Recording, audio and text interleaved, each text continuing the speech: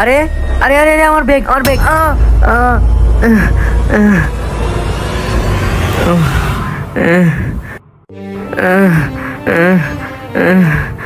আল্লাহ, এখন আমি কি করি? আমার মা চিকিৎসা ডেকে আল্লাহ। আরে আজান দিয়া দিছে দি, আশেপাশে তো কোনো মসজিদও দেখি না। আরে এই তো একটা মসজিদ, যাই নামাজটা পড়ে রাখি।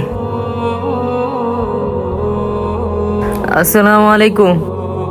ওয়ালাইকুম আসসালাম। কি হয়েছে ভাই, আপনার এত হতাশ লাগতেছে কেন? ভাই, পাশে রেল লাইন দিয়ে যাইতেছিলাম, আমার মা চিকিৎসা টাকা ছিল আমার ব্যাগে।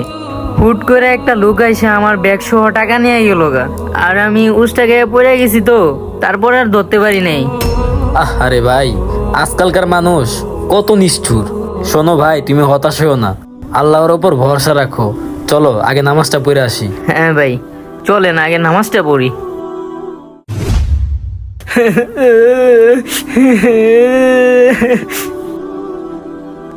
নামাজটা তো পড়লাম, আরে এই তো আমার ব্যাগটা নিছিল।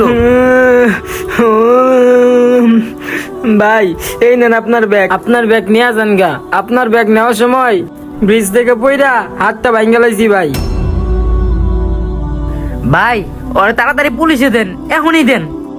না না ভাই ভাই ভাই, না না না ভাই, ওরে আর কোনো শাস্তি দেওয়া লাগবো না। ওরে যা শাস্তি দেওয়ার আল্লাহ তাআলা নিজেই দিছে। ঠিকই বলছেন ভাই। ঠিক আছে ভাই, চলেন আপনার আগে দিয়ে আসি।